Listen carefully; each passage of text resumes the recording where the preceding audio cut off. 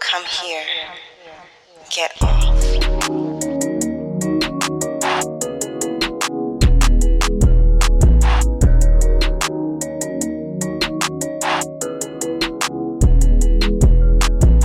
Hey y'all, thanks for coming back. Today we are talking to, when I say podcast fave, I need y'all to understand that it is real. Favorite. There's only a couple of y'all that are like fam, and yes. So we're so happy to have you back.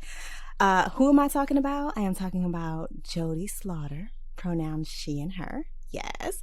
Jodie is a 20-something romance author who's lucky enough to spend most of her days hunched over a computer writing love stories. While her back is definitely suffering, listen, mine too, she wouldn't have it any other way. She loves love, so her novels are full of heart, passion, and heat. When she isn't putting steamy scenes or declarations of devotion on the page, she can normally be found being generally hilarious on Twitter, dreaming about brisket, or consuming way too much television. Hey, girl. Hi. Yes, Okay. boys. Yes. So look, I'm just trying to get like you. girl, Kenrya's like, hello. And I'm like, I know. Hello. Truly. So before we even get started, we have a small celebration because when Jodie was on last time, she was like slaving, doing a 9 to 5, just working for the man. Now this bitch done got a deal, and this hoe done quit her job, and she's just living the dream. So, but I'm also like, I'm also like, okay, y'all, you can't rob me yet. This is like fully the work of like savings from my other job, the fact that I live in Kentucky, and like deal stuff. I am not living the high that life. book money is slow. I drive a 2006 Saturn Ion, like you know, like it's okay, but you're making it happen. I absolutely am, and I'm very glad I don't have to make it happen going to work every day. Well, we are proud of you. I was saying, like, Thank you Jodie's so like baby sister, like, Yes. so happy to see you escaped the clutches of the man, and you are like fully pursuing your dreams and making us happy as well as our nibbly bits. So Ooh, beautiful. let's Nibbly. jump in. Yeah. When do you first remember masturbating? Oh, so you know, I was thinking about this. I think I guess I was going to say pretty early, but I guess I don't know. I think I hear a lot of like cis women talk about how they didn't discover masturbating until like college, but I think I was like 11. No. So here's the thing. Most of the women that we interview for this, they're all like young too. I was like a toddler. Yeah. I think that's what I remember, but very well may have been a little younger than that, but definitely like 11. Okay. Mm-hmm. What was your preferred technique? Oh, I was a teddy bear humper. 100%. There's so many of y'all. So many of us were teddy bear humpers. I was a Minnie Mouse humper. There was a Teddy Ruxpin humper. I had two. I don't know where I got this little white bear because the nose was hard. I'm sick. Not me going to, I'd be like, I'm the only one. The nub, it had a hard nub nose, right? Literally, someone said Teddy Ruxpin, he had a hard nose. And then I used to like bend it in half. And I had this, one day my granny came home with this giant Shrek that was like it was like quite big, and a giant donkey. And my sister took this donkey and I took the Shrek, and there were definitely times I was switched between good old teddy bear and Shrek. Yeah. I had that Shrek long after I stopped humping it until I was like 21, I think. It was like such a comforting thing to me. I slept with it every night. Well, you know, I think that this shows that we all feel like oh my goodness, I'm the only person. Yeah. As a kid humping my we're all doing the same thing. We just I was fully like, it. oh, I'm deviant. Something is not right like the rest of us. Either that or just birds of a feather. Thank God. I think I actually did that for a very long time. I didn't like actually like touch myself with my hands until yeah, I mean, even after I'd already explored with other people, I would masturbate but not touch myself. Like hand on vagina until like 15. Yeah. There was something about it that was always like, this feels scarier. I don't know what it feels like. I don't know. Do you know what I mean? Like, it's harder too. I think. Well, yeah, the background accompaniment than yeah. Well, right. That's true. Yeah, that's true. So yeah. Okay. No, that's real and very common. We're finding out as we're talking to folks. I was a pillow girl. Like, everybody figures their thing out. Tried some pillows, but it was never enough. You know what I mean? Our couch had the perfect pillows.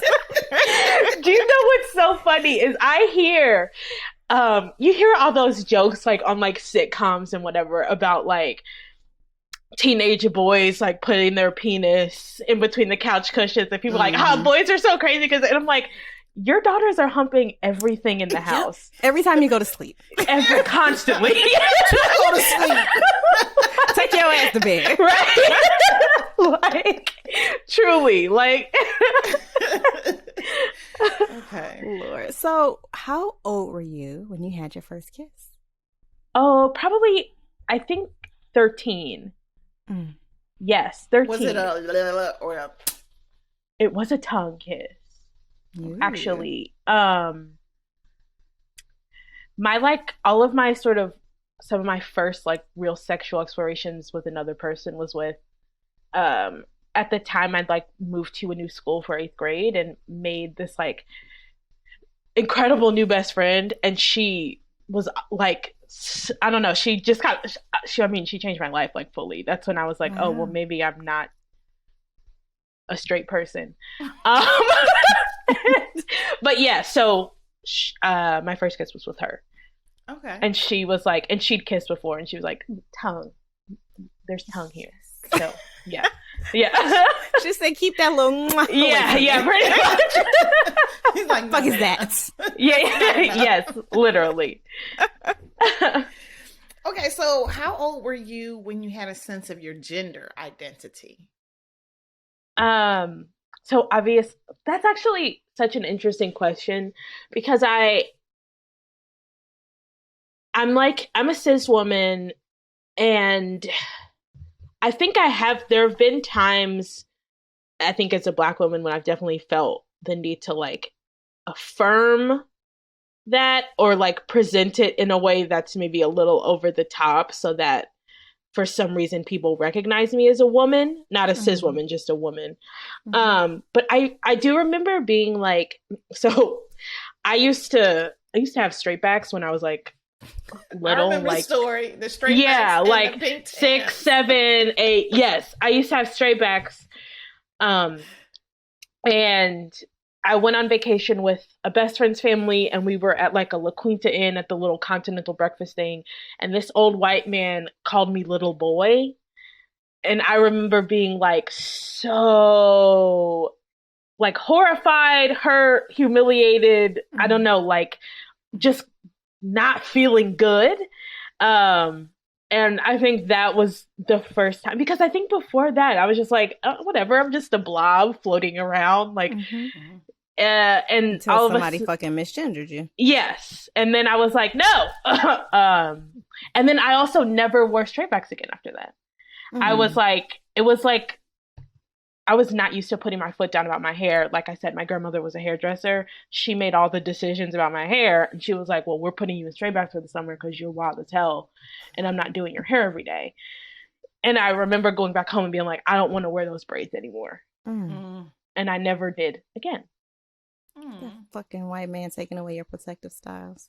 I know, right? And now I literally don't know how to like cornrow. Do you know how handy it it would come so in handy right now to be able to like, girl, and now I don't know how to do it because I was like, I'm Come coming. over.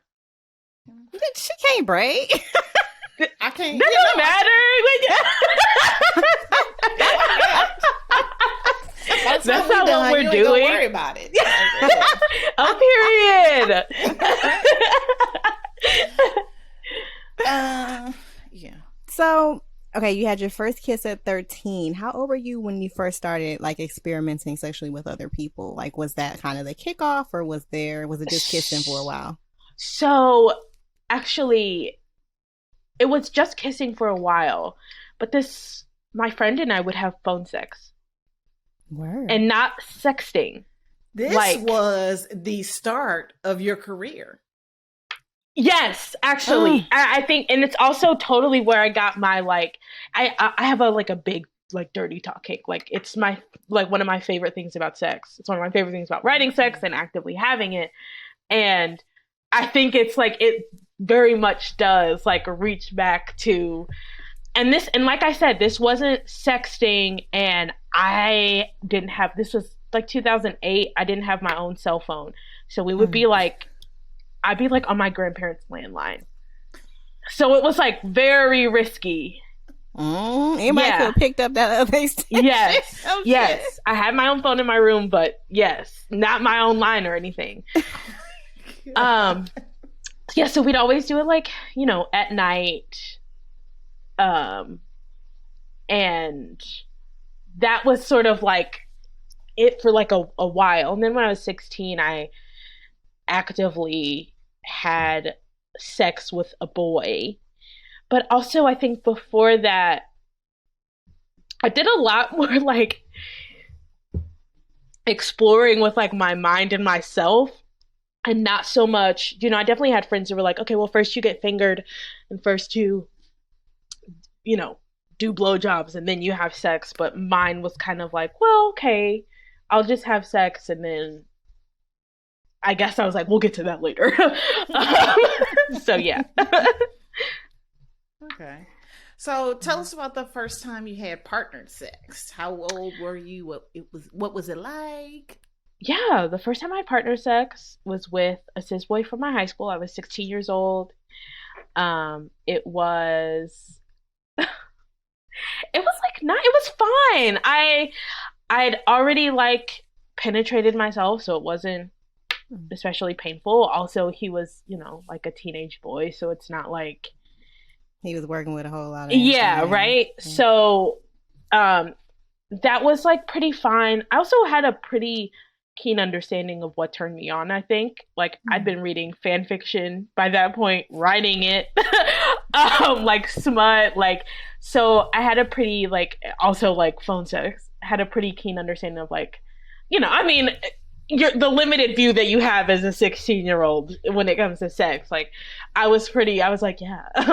But it was nice. It was like very unassuming. I didn't have an orgasm during like the penetrative sex, but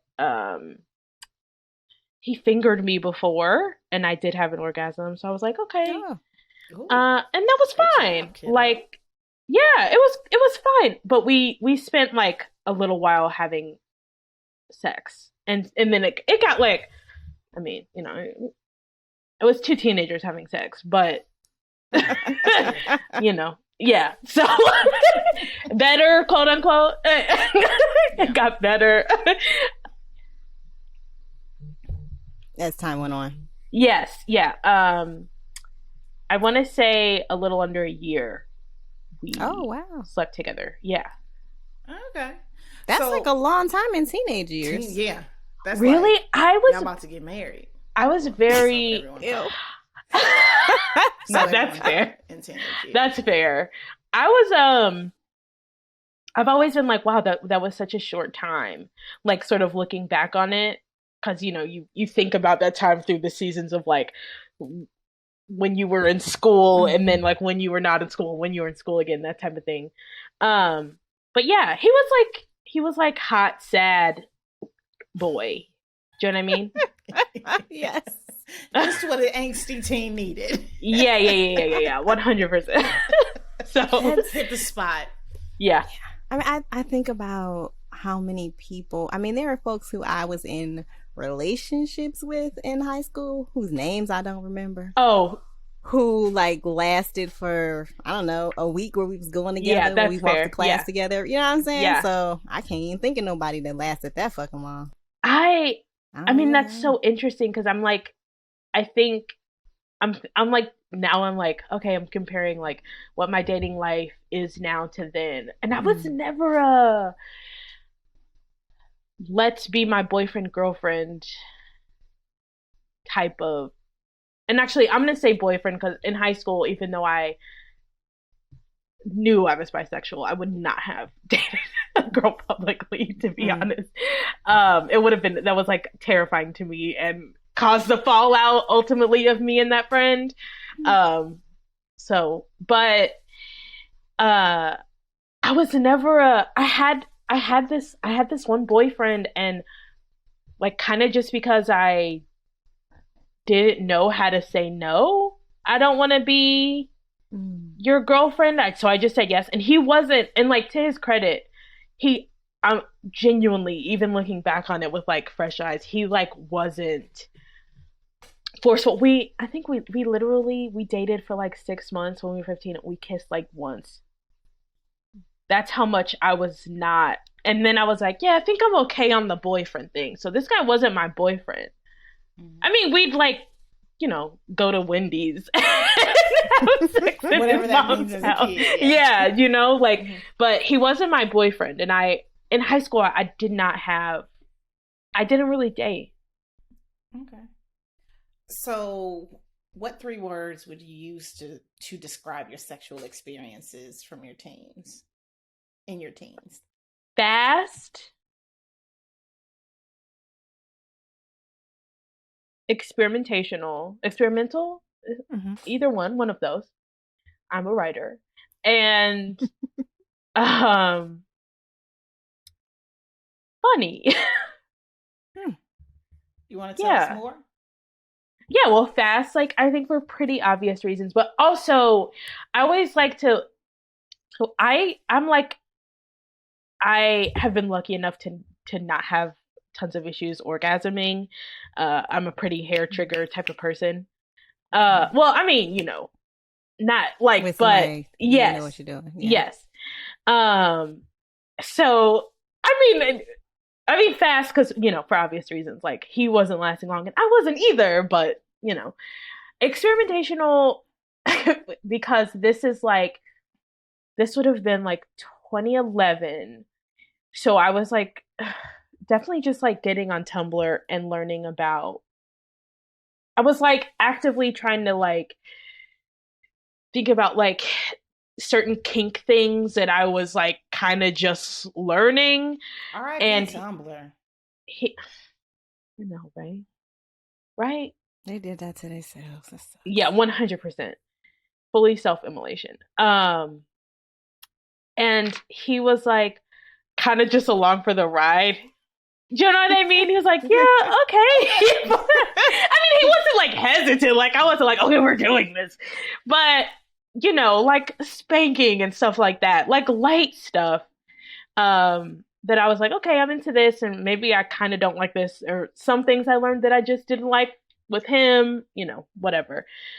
And then funny, because when I think back on it, I think about how hilarious it is, because like the buying the condoms was always like a big deal, and I wasn't on birth control, so I was like, we're going to use a condom, but you're also going to pull out. And it was just like, it's just like it's like sitcom shit to me when I think back on it. Yeah. So, but overall, like, nice, I think, generally. Okay. All right. Yeah. Yeah. That's pretty dope. And also, really, I think that perhaps people maybe would think experimental makes sense as teens, but also I think a lot of folks don't actually experiment very much when they're that young. Yeah, that's her. And now, granted, I was poisoned by the internet young.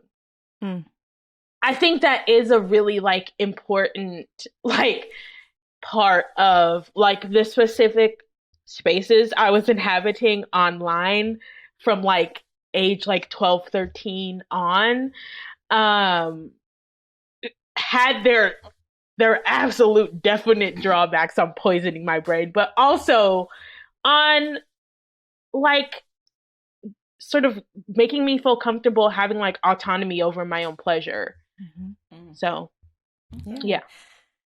I'm struck by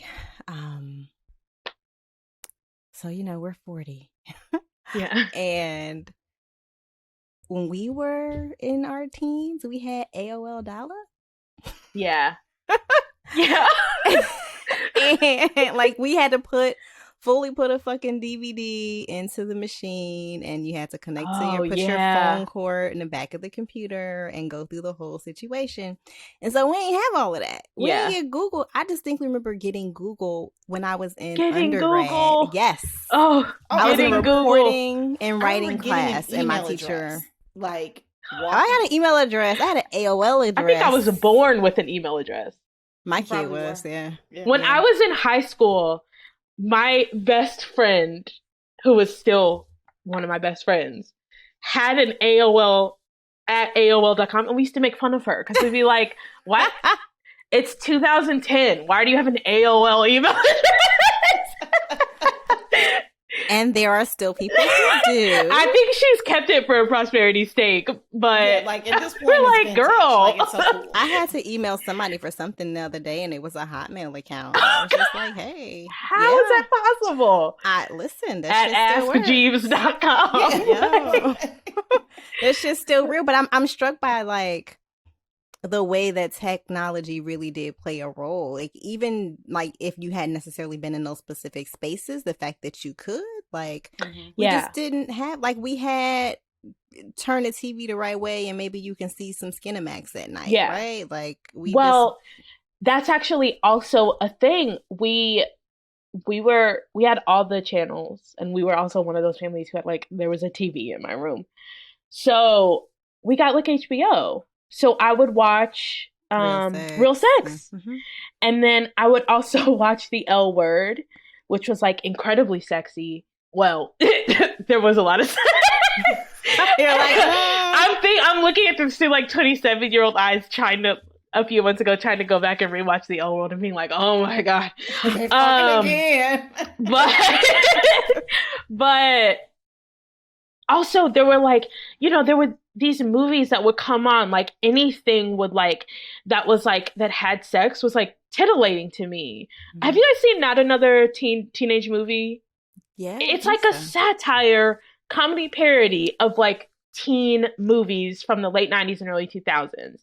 And so a lot of it is if you watched it now, whether or not you find it funny, a lot of the sex jokes are overwrought and it's satire. I fully remember being very excited if I would flip through the channels and that movie would come on, because I'd be like, oh, I'm about to get horny, because there's a legit scene where an elderly woman is making out with a woman who's 20, and I remember being oh, because it's one of those things where it's just it's sex, and so it's oh my God, wow. They're doing it. Yeah, literally. If a movie talked about sex, I was all over it. So that was very much a part of it too. But yeah. Okay. Wow. So then our follow-up question is, what 3 words would you use to describe your sexual experiences in your 20s? Lord. Better.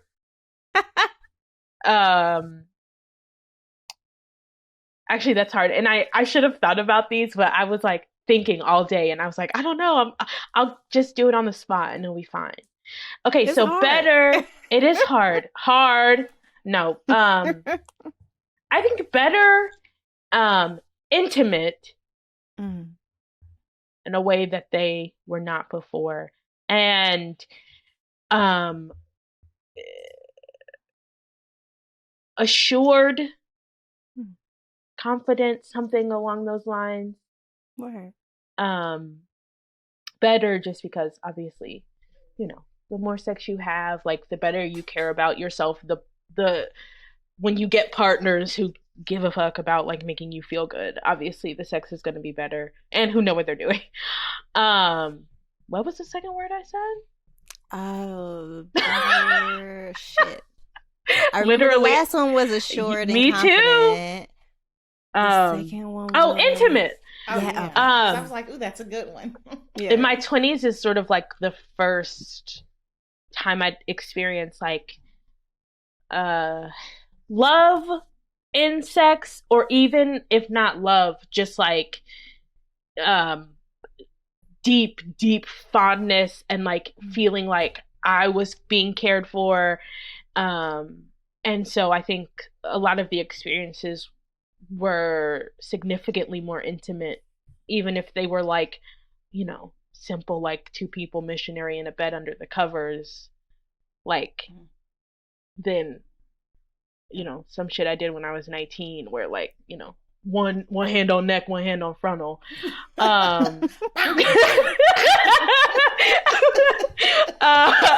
Which has its benefits.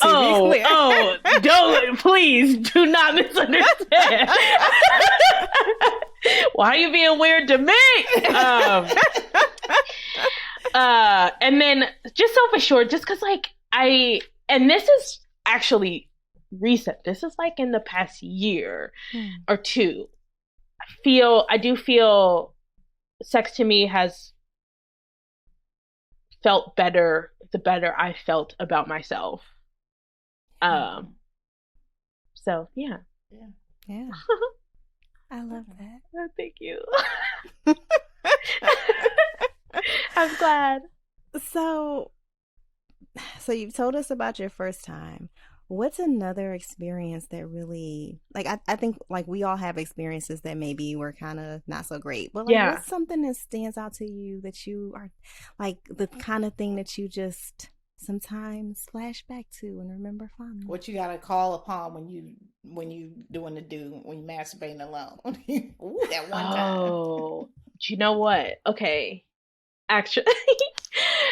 So we're going to get into because there's a question on here where we're going to get into my very bizarre masturbating thoughts. But I'll bring it up by being like, I don't think about sex I've had when I masturbate. Oh, God. I don't either, actually. Not really. I feel like most people are like, oh, I just think about that. And I'm like, no.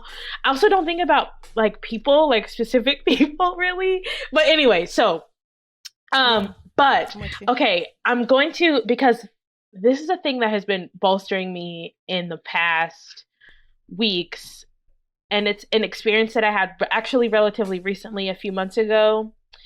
And I think it's so significant to me because I hadn't been touched by another person in like, or do you know what I mean? In a, that wasn't my mom or my sister, you know, in like a year and a half. Hadn't been like kissed, hadn't been anything. And then in like May, I decided, okay, well maybe like we've revaccinated, maybe we can like start going to like dating. And so I had this like brief fling with this man, and it was like totally fine. It was like nice. We went out on a date, and after we like eat lunch, we're sitting on this bench, and he just kind of brings up how on the ride there, because he came and got me actually, he'd been thinking about asking if he could touch my thigh, but didn't, because he didn't know if that would be too forward. And I was like, because a couple days before that, the day had already been planned, and I had dreamed about him touching my thigh in the car, and I woke up and was just like so horny I could hardly move. And I was like, oh, this is how like touch starved I am. Like that was what. And so whatever, when we get back into the car, I take his hand and I put it on my thigh. Anyway, worst comes to worst. I mean, not worst comes to worst. You know, he fingers me in the car, and it's maybe the best orgasm I've had in like a good long time. And so I've been thinking about that for weeks, because that is no longer, but and I think it's just like, it's not that it's the best thing I've ever done sexually or the best experience I've ever had, but it just stands out to me as sort of like the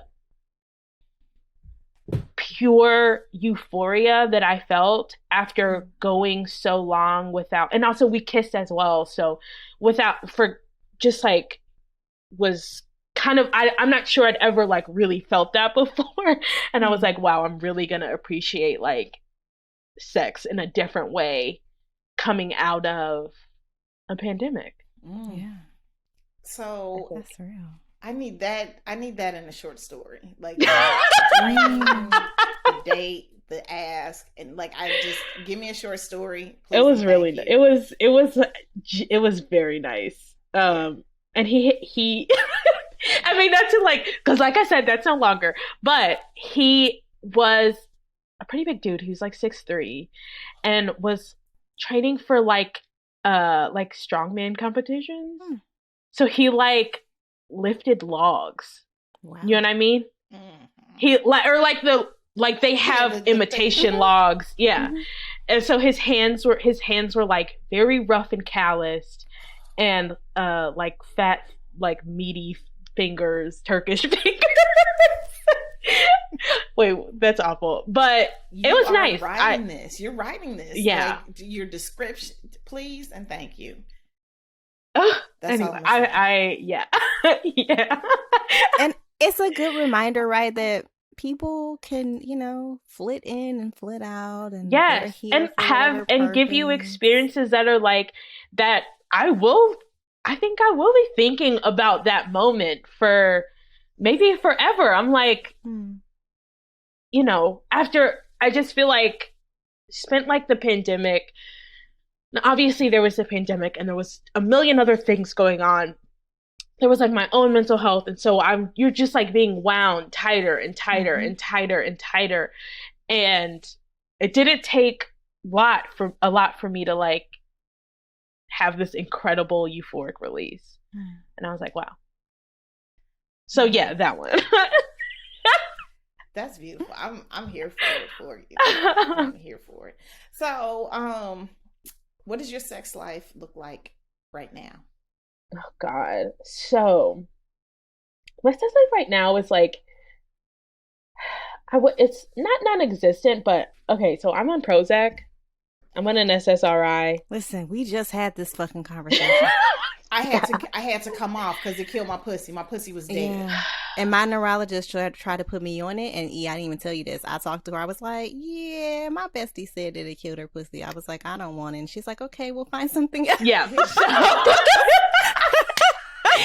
So no, fully. And now, great. Okay. So I have a recent OCD diagnosis. What I thought was a generalized anxiety disorder is actually obsessive compulsive disorder. And so I'm about to say, I got GAD, she got OCD. Yeah. Hey girl. Listen. And so right now, the Prozac is like the best thing for me. Right? But no, and it literally sucks having to like, but it hasn't killed. It's just that I think I used to be like, it's a masturbate like out. It's harder. Yeah. It's harder for sure. Like I said, hair trigger, I can masturbate for like 40 minutes until I have an orgasm, like rub myself raw. And I'm the type of bitch who's like, all right, I need to go to bed in 10 minutes. Let's get one out in 3 so we can sleep. Like, that's how I used to be. Yeah. And now and part of me does wonder if that's largely because I've not become bored with myself, but I do wonder, like, okay, how is it going to be if I like introduce like a partner and have someone else stimulating me? Or a new toy. So, yeah. I'm like... You don't like toys? So analog. I do! But I'm like very sensitive, and so I find that like the suckers, I can't. They hurt, and I'm not like I enjoy like being penetrated like during sex, and then like being fingered and stuff. But when I'm masturbating, I'm not really straight to the clit. Yeah, yeah. It's I like have a that's toy not. I'm show you when we're over. So Okay, yeah. yes, but, please. I think that's important. I'm happy that you're talking about this because I think so many people, like with me, when I started Prozac, I felt like a new person. I was like, yo, is this how normal people live? Yeah. Like everything calmed down. And then your libido is like, we're gonna go all the way down too with the serotonin. Right? Yeah. But I think that serotonin goes up, we go down. Yeah, exactly. Yeah. But I also think it's important that we remember that we can have it all. We deserve it all. So if that means you gotta holler at your doctor and say, hey, because 100%. What happened, they kind of stepped me down on Prozac as we were trying something else. So I didn't feel the like cut off extreme. Yeah, I didn't feel like I felt before. But yeah, girl. All that to say that it may be worth you having a really frank conversation. Like I said, because of what she told me, I went to my neurologist and was like, I don't want that. Let's find something else. And so, maybe you can find something that gives you that calm and that peace, but also lets you still be able to come on in 3 minutes. Literally. Because I also will say, I honestly should. I had those same questions. I was like, well, my pussy broke. Is it because, is it partners? Is it toys? Like, what is it? And then I was working out. I changed my diet, all of this. Because I was like, it's got to be something. No, it was Prozac. It's a Prozac. Fully, it's a Prozac. When I went on Prozac, I think it wasn't, I knew that it was like a side effect of SSRIs in general, but I was like, oh well, maybe it just won't happen to me. So I tried to just like not think about it. And that's not what I mean, because I'm trying to. I mean, I know people say cuffing season doesn't exist, but it does, and it's about to get cool. And it does. And I'm trying to get cuffed over and over and over again. And, I want my back to hurt from something other than being hunched over right now. I bought a Theragun in preparation. Yes. I have one too. Nobody in my house likes it except for me, so it feels so. It's beautifully painful. My partner was always like, "Oh no." You're so tense. I remember, like, I was with my mom. You're just like laying in your mom's bed or whatever, and she like tried to massage, and I was like, "Oh!" And she was like, "How are you this tense? How is it possible?" And I was like, "But same, but I like it. I love mine. Love it." So, okay, we were gonna ask about masturbation later, but I feel like we should ask about it now. Yeah. So, what is like? I'm guessing you're not still using your little white bear or Shrek. So is it just digitally? Like, what's your thing? I tend to go analog with my fingers. What has helped me, the Prozac, is using Lube, which, like, everybody should be using Lube. It's fantastic. Yes, but it is. That's better. Yeah, that is one of those things that's not actively like promoted if you're like a cis woman, like, you know what I mean? Yo, shit's like, supposed to be in your 20s. Yeah. So I found that that's worked. I would love to get my hands on a can of Lube. I think it might change my life, but anyway. And so I tend to just like analog, but I'm about to say Foria has, I mean, they have the CBD, don't they? Yeah, and I look toward this room because it's mine are right over there. Oh, really? Yeah. Their lubes are actually pretty damn good. Yeah. Have you tried the suppositories? Yes, I use them all the time. So we both, and I have a ton of Foria in here. Bet. So the suppositories I use for two different things. I use them when I'm on my period because I have dysmenorrhea and it is incredibly painful, and so that helps. I insert those vaginally to help kind of calm everything down. Right. And then I also use them anally to help open things up. And they are both lovely. Do the capsules come out, or do they just disintegrate into your body? Disintegrate. I find that it's good to put them in the fridge for a few minutes before you start because they soften so fast that you want to make sure you can get them all the way up in there before they start to fall apart. Oh, yeah, so put them in the fridge for 10 minutes before you go, and they just melt very lovely. That's always the only thing I was terrified about when it came to suppositories. I was like, am I going to have to root around for the little plastic thing? No, so you open the little plastic and it's like a little if I could get up and get one I would right now, but it's like a little thing, and then you just stick it up in there. Beautiful. And it smells like cocoa butter. Okay, because I have gotten some Foria CBD on your recommendation before, and I did enjoy it, but I think I realized that regular CBD for taking it for just orally just kind of wasn't, because this is pretty good enough for me, and it's more effective when you pair it with a THC product. Yes, but which would be great, but I think I'm gonna try the Lube out.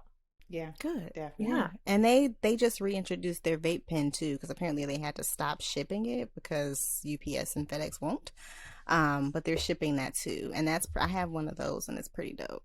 Ooh, okay. Yeah, I'm gonna get some. I'll let you know how it goes. Okay, I will. Good. Use our code so you can. I will. You have to tell. Is it? Do I know what it is? You have to send it to me. Turn on 10 is the code. Turn on 10. There you go. Beautiful. I literally sent a recommendation to someone this morning. Oh, good. They're like, I knew you'd have something. Yeah, no, it's actually really great product. I still have those bath salts I haven't used yet. Yeah, I haven't used the bath. Oh, yeah. Sexy bath. I'm going. See, I have a little tiny bathtub, but I'm going away, and so I'll have a big bathtub. A sneaky leakcation. Girl, I wish. I'm going to the Sex Down South conference. Oh, so, where is that? Atlanta. Oh, of course. Literally, where else would it possibly be? Yeah. Where else? Black Freaks is still open in spite of everything. Yeah. Atlanta. Even with the CDC in their backyard. But that's neither here nor there. The CDC will be there too. You think it won't be hella CDC employees? You're probably right. Real shit. Right. Mm-hmm. Are there certain times of day that are best for you to have sex? Yeah, I like whatever it is about 6:30. I got so much energy. It's 6:30 p.m. Really? Yes. Bitch, I can so much I had energy. to take a nap, y'all. So we're doing this interview. We got on at 6:30. I had to take a nap. Okay, I have chronic fatigue. So if I don't take a nap, then I'm all fucked up. But yeah, buddy, that nap. Because otherwise, y'all, my eyes wouldn't even be open right now. 6:30 is great for me. Your magic especially because I'm also one of those people who's okay, the logistics of having sex at 10 p.m. are okay, cute, right? But then I don't want to shower at 11. Yeah, I gotta wash my face. I have to wash my face. I gotta do my hair. Put my hair. You've got all that stuff. It's just too much. It's too much. 6:30 is beautiful. If the world were open and you were going on a date, are you let's have sex before we go to dinner kind of person? Yes, always. I'm a let's have sex before we cook dinner. Let's have sex before we order dinner. Yes. Yes. Let's get this out the way. It's literally the most perfect. It's sex followed by food. Yes. Yeah. I'm really fond of ordering dinner and then having sex and then being able to go get the food from right when it's yes. Let's talk about contactless delivery. Yes, like leave it on the porch, honey. I'll come get it when I get it. Exactly. That shit might be cold, but it's okay. I got an air fryer. Look, period. Same. How long does a session typically last? Masturbating or partnered sex? Like partnered sex. Ooh. I don't know. I guess that like kind of depends. It also like if I'm having sex with women, it tends to I was gonna say meander, but that sounds like monotony, and that's not what I mean. Just it tends to last a little longer, just because like I don't know, like you're able to. Bitches are horny, like that's Yeah. I mean, men are less horny. Like, if I'm with like a dude, I think like a good like 35 minutes is fine. Mm-hmm. You know? Yeah. You're like, that's I don't need hours. Yeah. No. I mean, not unless like if I'm like really keyed up. You know what I mean? Like not I think that means something that maybe I didn't mean for it to mean. If I'm just like kind of wired, you know what I mean? Like, and honestly, sometimes maybe if I'm like quite anxious, or if I'm like, if we've had like a wild night out, I'm actually not one of those drunk people who like falls asleep right then. Like I probably can go for like an hour and a half, like that type of thing. Because I don't get like blackout. I get like to the point where I'm like, this is fun, and then I stop. So I do guess it kind of depends, but my general preference is like a good 35 minutes. Okay. Where do you typically do it? Oh, here at my place, not in the bed, because I don't. I mean, yes, in the bed, but I'm not trying to wash the sheets constantly, and like I am a millennial, so I only have 2 changes of sheets. So I mean, it's like sheets are expensive, and I have my favorite 2 pairs, so I just cycle back and forth. Listen, I have my favorite 1 pair. I mean, we're right. I'm like, we're what do they call this? Geriatric millennials? Yeah, geriatric millennials. Oh, that's so fucked up. It is fucked up. Because we were born in 81, so we're right there. And I have probably 5 sets of sheets, but I have 2 favorites. And I change them shits out. So I have like 3 I have 3 sets, 1 favorite, and most of the time it's the favorite that get like the wear. Just to rewash. Yeah, fully. Yeah. I like the couch. I have a big couch. I like the floor. Them good young knees. Right? Yeah, that's true. I literally, when you said the floor, I was like, oh, my knees. I was say it's been a while since I tried the floor, and it definitely hurt. I literally started like popping my knees, like, "Ooh, girl!" I was doing ankle rotations and shit. I was screaming. This is what you got to look forward to, and it doesn't mean it's not fun. It just means you got to know your limitations. Put a pillow down. Just put a pillow down. Put a pillow down. Well, I still do that. You know, girl, but we can't. Even with that, we can't do. Look, I got my on the bed, but like with it's like a blanket that I don't use on top. So yeah. Also, I mean, if you've read any of my books, you know, fucking in cars is my thing. So. On cars. It's whenever I can make it happen. And also, whenever I can make it happen at a place that is not my place, yes, please. You know what I mean? I love it. Preferably, where do you want to have sex? Preferably yours. Right. Also, and then I'll go home and sleep on my clean sheets. Yeah. And you don't want a bunch of niggas in your house anyway. Yes. Keep that energy. I was just about to say, I don't need that energy being dumped in my house. So, okay, we asked this question, and I think sometimes people think it's obvious, but then you think about it. So the question is, what's your favorite part of having sex? Oh, the anticipation of, okay, well, actually, wait. You see how much of a hoe I am that I wasn't even thinking about what it might mean to like have a partner who you have sex with, like. No, I say all the time. I was like, no, I always say new dick is that could be the best part. Okay, the anticipation of like being with someone new, even if it's not necessarily for the first time, but like I don't know, there can be like a playfulness and like learning, and like that is like kind of my favorite. It's like, oh my God, everything's just like, you're brand new. Yeah. Yes. That's like my favorite part to me. That's how much of a hoe I am, because I literally it didn't even occur to me that it might mean with a partner you love deeply and who you have beautiful sex with. And I'm just like, nope. No. I think a lot of folks are like coming, and I'm like, okay, but there could be other really great parts too, right? I mean, and obviously I like learning how new / different people talk dirty to me. Or like being talked to. That's also a good one for me. Yeah. That's what's up. Okay, what's the most frustrating part? Oh God, like figuring out like how it all fits and works, and when your bodies are different.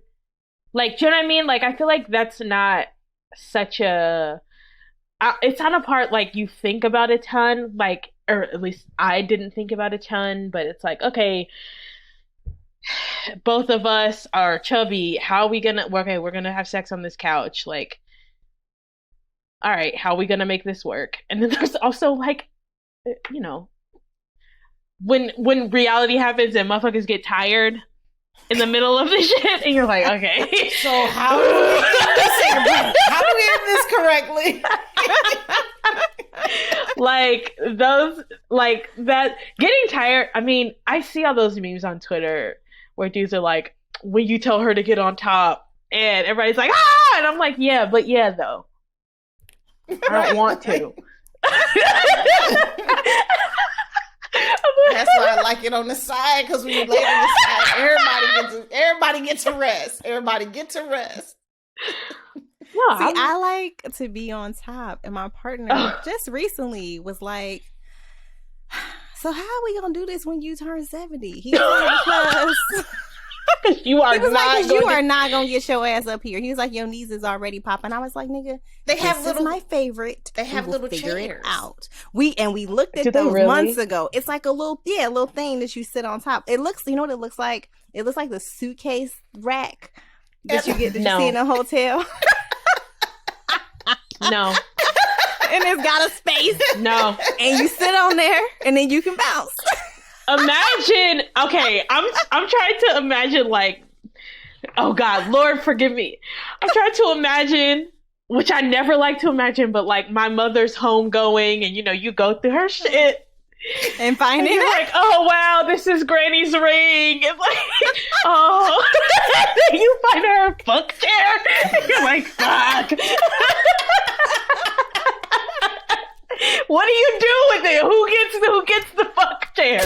Do we donate it? You pass that shit down. Like, do we donate it? Oh, like her spirit is in this.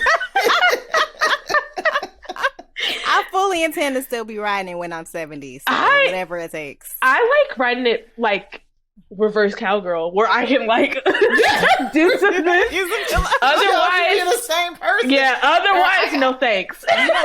You don't need a show. Like, you want to look at my booty anyway. Literally. Otherwise, pillow princess me. Let me lay down. And see, well, that's fair, right? Because like, I think Kenrya's like, I like the control. Like, that's the opposite of what I'm into in a sexual situation. So I'm very much about like, no, take it. You know what I mean? If that makes, and not that you can't from on top, but you know. That happens later. See, I but do you're also like, all right, for like 2 minutes and then yeah, so here's the thing. There, especially if it's been like a few days, I'll get up there and I'll be like, I'm gonna be a fuck boy, and he'd be like, all right. So me being a fuck boy means I come in like 3 minutes. Period. Yeah. Wait, like I'm sorry. That's being a fuck boy? That's what we call it, is me being a fuck boy. It's when I can't last, when I come and then honey, I'm a fuck boy. Then we get to switch. I call that I'm about to use it. Yeah. And that's essentially what it is. I'm using and then we you. switch positions, and then he can get his, and I will get mine again, because that's just how I do. Period. But like, yeah, so I like it because it works. I know exactly what to do. He knows exactly what to do. She said, "We're efficient. Yes, this is good old fashioned." And the whole thing may end up being 40 minutes, 50 minutes, however long, but I get mine. And then because I come multiple times, thank you, Lord. That's just the beginning. It's like once you break the seal. Yeah. So you break the seal in the most efficient way, and then I'm good. Yeah. You want to keep going, it's fine, because I'm gonna come again. Okay. The thing is, I have like 2 in me per session, maybe, and I'm actually normally okay with 1. Now, just because I might not come when you go down to me doesn't mean I don't want you to do it. Yes. And that doesn't mean I can't, but I'm normally like edging myself type thing, because I want to come during the like intercourse. But I'm normally like 1 is like, yeah, great. and then like, an hour later I might, but I really can't my body is just like, will not let me have more than 2. I have hit sad, devastating. I think no. Well, first of all, there's a lot of folks who can't come at all. That's so true. I thank God for orgasm, period. Yeah. I think my record is 4 or 5. That doesn't happen often. 2 or 3 is more usual. Yeah. And that's gotten increasing. That's increased as I've gotten older and been with partners who I was more in tune with, and got more in tune with my body, and introduced like toys and positions and things like that I know are great for me. So yeah. Okay. No, that's fair. I think I've also done maybe 4 or 5 in a day, but I was also like fully by myself. I remember exactly that day, and I don't know why I was so horny, but I was just masturbating. Yeah. So, and also probably a total of 30 minutes throughout the day, knowing me, because this was pre-Prozac. So you're like, let's just do it. Yeah, taking the bitches off. Yes. Do you ever have trouble turning off your day and just focusing on bodily pleasure? Oh, absolutely. Absolutely. Like, I wouldn't say more times than not, but I'd say like a good 40% of the time I've had trouble turning off the day, relaxing enough to like let myself feel pleasure. Anxiety's a funky bitch. Yeah. Yes. And like, even when you're not actively anxious in that moment, you're so tense. Like you're constantly so tense that it can make it hell. Like I definitely have like had moments like with people where, I've been like, well, I'm like definitely like, horny and let's try. And then I've had to be like, okay, well, I'm going to just have to suck your dick and I would like to do that because I want to, but it's just not going to happen for me. So yeah. Yeah. I've had that happen. Oh yeah. Yeah. Where we got into it and I was like, you know what? I actually I'm not into it. No. Yeah. Yeah. And you're like, and I want you to feel good. So here, or it's like, well, I'll just watch you jerk off. Which I learned that. Yes, it does. I learned that from And then sometimes, I know for me, once I say that and then I'm like, oh, let me just suck your dick. Sometimes then that gets me like into it. Yeah. Just like switching it up and taking the focus and the pressure off of my own pleasure and putting it on someone else's. Yeah. Ends up making me be like, oh, okay, now we can. Yeah. Yeah. Fully. Yeah, that's real shit. If you could change anything about your sex life by just like snapping your fingers, what would you change? Okay, so if I could change anything about my sex life, and I'm going to choose right now, because I don't have a ton of regrets about, about the past. You do, but like, you know what I mean? Like, it's like, yeah, it all got me to here, whatever bullshit. Instead, I think, I think it would be, I'd have more of one than I do right now. My sex life isn't sort of non-existent right now, but it's like sort of the combination of like obviously being in a pandemic and like being a little like terrified. And I'm one of those people who works better like in person. Online or like apps have never worked for me when it comes to like actually like getting sex. I saw you tweeting about your misadventures. Yeah, it's just like it's so much easier for me to be turned off very easily in like on like an app setting, just because I think there's like very little context and I can't like look into someone's eyes, look at someone's face, and like really get a gauge on where they're at, and it makes it really difficult for me. And also, like, I'm very funny and witty, and yeah, you are. I am also like that via text, and other people are not, and so I'm like, you're boring. Even though I know that like if I met them in person, it might be like completely different. So I prefer meeting people in person. That's obviously been harder. And then also, I've been like in a very like mushy, I want to be in love mood recently. And I changed that because it's making me want to have less casual sex. And I changed that because I don't want that. I want that to go away. Yeah, there are certain songs I like. There's this one song that I hear and I'm like, I can't. I'm not in the space. I write romance. I'm gonna make a poor decision. Like, I don't need that. Look, because what's the song? Wait, what song?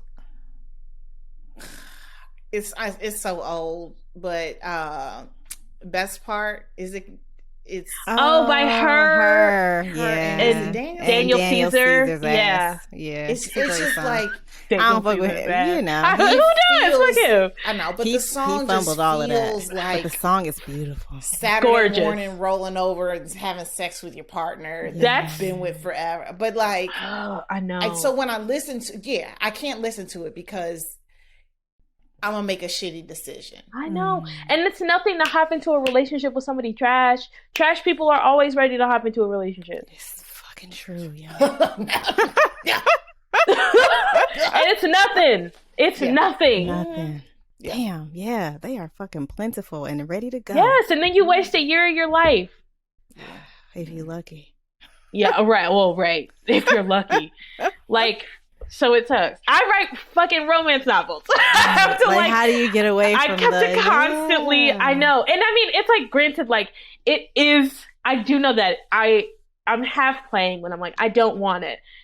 Truthfully, it is what I want. I'm like getting to a place in like my mental health, my like age where I'm realizing that like, I guess I probably do want to like settle down. Doesn't necessarily have to be a marriage, but like, and also I'm boringly monogamous. So, in most situations,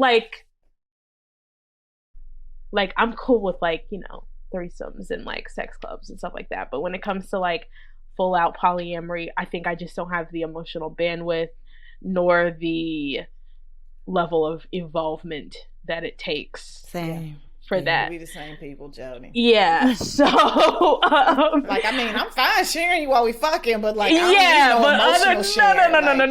Yeah, no.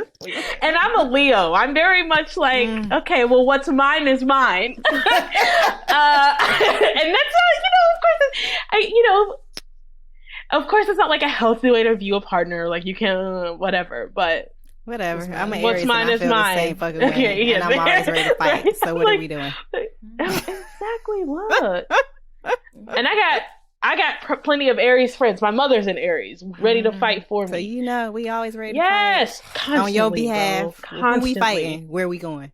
And you just be like, hey, calm down. You can't go to a bar. We can't go to nut without y'all be like, oh. Yeah. Did she look? Y'all looking at somebody crazy? You're like, Did she cut her eyes at me? And you're like, she was probably looking for her friend across the room. Okay. Yes. Really, the bitches can't say excuse me of the side. There's a reason that we call Kenrya Killer Ken. We call it Killer Ken for a reason. Oh my God. That's my whole life. She get more mad. Like, I don't even have to get mad because this bitch I carrying know. all My Leo ass is like, let's just dance. Who cares? I was in this text group with some of my friends, and I posted a tweet that somebody posted about like meals, right? Like some shit that we was thinking about, like some different stuff to cook at home. And my homegirl was like, "That's my enemy. I'm not reading that." And I was like, God. "All right, fuck her." Fuck and that she was bitch. like, Fuck her and her food. I love that you didn't ask why. You were just like, fuck her. I was like, I mean, y'all are 10 toes down. 10 toes down. 10 toes down. 20, including mine. Look, wait, I didn't know listen. that. All right, that's cool. Yeah, no, it's fine. I love it though. I mean, it's a perfect best friend and probably mother to have, right? Like, yeah. Mm-hmm. Oh yeah, fully. Because most of my other friends and my sister are Leos. My other sister is also an Aries, though. Oh wow, y'all just sorry out this bitch. Ciao. Anyway. Okay, so what is a sex best practice that you want to share? Ooh. Oh, communication. Do you know what I mean? Like, I feel like there's this like, I don't know, this idea that we should all just intrinsically know what we want and what our partners want. And I think people find it sometimes like less sexy to just, and not even like through like dirty talk, but to just sit down and be like, hey, so what are you into? And I'm like, you can do that over drinks or a cup of coffee or the phone or whatever. And obviously, of course, you can do it via dirty talk too. But I think it's a really like communicating what it is you want and need out of the experience, and then learning what the person or people you're sleeping with also want and need out of the experience is like, to me, like sort of getting on the right side of it. Mm-hmm. Yeah. Agreed. Did that at all answer the question? No, yeah, you did. Oh my God. Okay. Great. So our next question is, do you have any must-use tools? But you just said you don't really do all that. So yeah, so I have, I'm trying to think. No, to be honest. Okay. I gotta keep my fingers nimble. Hopefully I don't break my hands. No. I have now, actually that's not true. Get a butt plug. Yes. Oh yes. That'll do it. Yeah. That'll they're good for self-pleasure. Very much. Mm-hmm. That'll do it. So yeah, that. So I think I know the answer to this, but would you rather give up partnered sex or masturbation?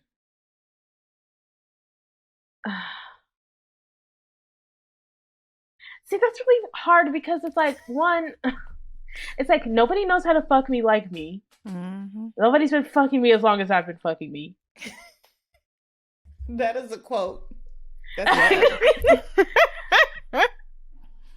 But I don't know, like, there's something really special to like being with somebody else. Y'all, wait, this is the hardest question of the bunch. Like having to choose between your two children. I would say partnered sex. Give up. Yeah. I can't imagine sort of a world in which like, because I've never been known for like making why are you being weird to me? I've never been known for like truly losing myself over sex. Like, you may, you send some angry texts and yelling into somebody's voicemail over dick and shit like that. But I have never like blown my life or somebody else's life up over sex. I think because I've always been like, it's always been for me like, well, like I can give myself orgasms and they're still really great. And I recognize that this isn't a thing I need to breathe. Yeah.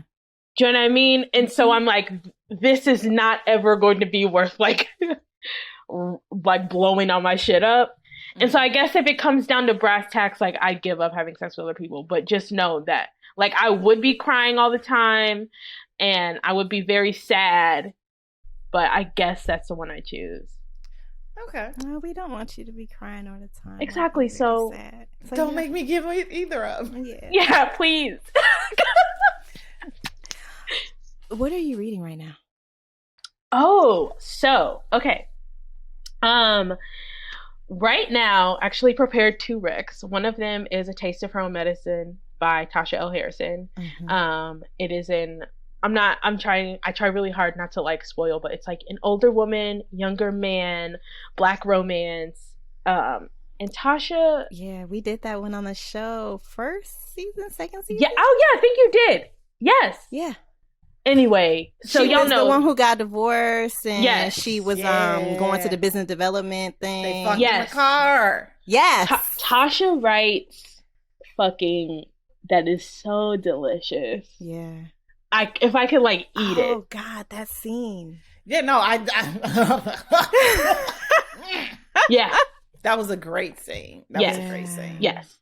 And the next book is one that I haven't started yet, but I'm still wrecking it because I have all faith. And it is Shots Not Taken by Nicole Falls, which is she's always great. Yes, and that's why, right? And I'm not a sports romance person, but I'm constantly finding myself having to like bite my tongue when it comes to me being like, oh, in romance and books, I'm not into this, because there's always 1 to 35 authors who will write something that's gonna blow that shit completely away. And I think Tasha's gonna do this. It's like a professional basketball player, and she has this entire series called Nymphs and Trojans that are about like a NBA and then WNBA type. You know, and if you know, Tasha is like very into women's basketball. Yeah, we read the Fucking one about Fall in Love. Oh yes, Fucking Fall in Love. Yes, so those are the 2 that I am recommending and reading. Yes. What do you hope that people will learn from this journey through your sex life? Oh God, I think people will learn that like, I think I think your like journey with sex never ends. Like sort of the same way that like your mental health journey never ends. Like you're always, I think, learning new things about yourself. You're always having new experiences. You're like ever changing, and that's kind of always changing how you have and approach sex. And I think I'm not sure that it was like totally apparent that the way I approach sex now was any different from how I did when I was 13. But I mean, it's certainly very informed by my past, but also very much informed by sort of what's happening now and what I want for the future. So I think, just like don't let your ideas of what your sex life is or should be stagnate. What did you learn from going through your sex life through this process? God, I learned that one, I need to think about my sexual history more. Like just in terms of like taking stock of it. When I was going through these questions, I realized there were a lot of things that I hadn't thought about in a long time. Like the phone sex thing was something that I hadn't repressed, but that I, you kind of just like forget, or you know what I mean, certain things if you're not constantly thinking about them. And I'd never fully examined like how big of an impact those sexual actions literally have on like the things I'm interested in now. And I think that makes sense. Like, I think so much of what we're interested in sexually harkens back to like what was happening when we were first discovering sex. So yeah, I think I learned that like I was a little precocious little freak. And that's funny to me. Yeah. That's hilarious. So, what is turning you on today, Jodie?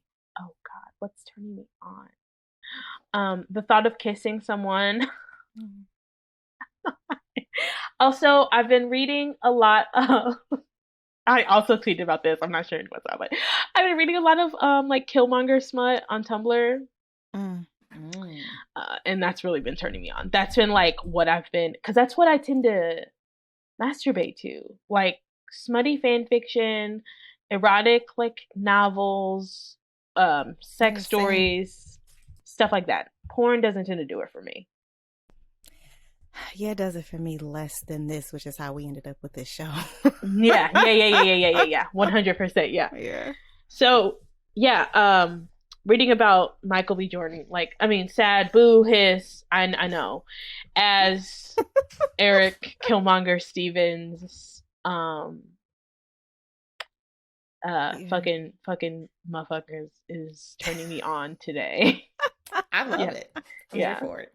Because of course it's like the nerdiest shit ever. That's like, and what's wrong with that? I mean nothing, but it's just like, I was about to say, like, it might be, but I'm like, girl, you haven't changed. You're still masturbating to fan fiction, like literally, like no change.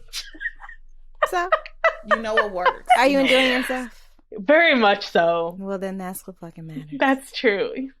Y'all are right. The older sisters, y'all are right. Yes. So enjoy yourself. I was so open, y'all. You were. I'm really proud of you. This is not an easy thing to do, and I don't think I realized how hard it was until like when Erica and I did ours. Where it was like, we really talk about this. Yeah. Yeah. Questions are hard. It was like when that first question was talking about like masturbating at like 11. I was like, oh wow, because you're like immediately transported back to like whatever headspace when it was like, this isn't about sex, but it's not about sex. It's about pleasure. It's just a little girl like that wants to feel body. Good. Yes. Yeah. But, and you're confronted with like, because I didn't know the word masturbate, but I definitely like, this feels good. Felt shame. It felt good, but I definitely felt like shame. And I was also like, I remember when I got my period and it was like, you can get pregnant now. And I was like, can you get pregnant from masturbating? But I kept doing it. You're like, that's the risk I'm willing to take. Literally. I was like, well, I guess we'll see. Fuck them kids. Like, no, truly. Truly. However, there would be a lot less children and people in the world if you could only have babies when you had orgasms. Like, there'd be like 8 people on the planet. Like, damn. I don't even want to think. Anyway, my God. Our poor mothers. No, honestly, they were fucking too. Yes. Are you kidding me? Oh, absolutely. Oh, my mom. Anyway. My dad is the youngest of 15 children. Yeah, my granny was one of 10. Yeah. There's lots of fucking. Yeah. And that's lovely. Absolutely. It don't bother me none to think about. I'm just like, I mean, that's why we're here. That's how we got here. And hopefully, like, of all the stuff that I know that they went through that was shitty, Like, my hope is that you at got least pleasure. Yes. That it Yes. wasn't a like Mr. climbed on top of me situation, right? Oh my It was God. just that they enjoy what the How fuck did they he were doing. die? On top of me. No, I'm sorry. That was the blackest thing that's ever happened. Because we can all just pick it up. Wow. That's so funny. Yeah, we were just talking about, I need to rewatch that. It's been so very long. And You're going to have to prepare yourself emotionally for that. And I haven't watched it like as a grown person. I watch it and read it every year. I don't think my mother does too. Yeah. My mother does too. I've read it as a grown person, but I don't think I've watched it as a grown person. I think I'm gonna do that this weekend. I've never read it, which is like biggest like secret shame. But I'm also like I feel ashamed. I'm like, I should have read The Color Purple.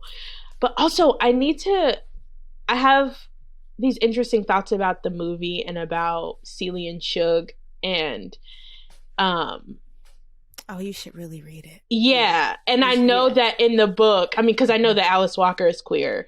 Mm-hmm. And I know that in the book, obviously there are like so many more nuances that exist, like, you know, in a movie. I read the book annually because of that. I feel like it their shows relationship the is beauty of relationships between Black women. Yes. How it can not only be sexual, but platonic.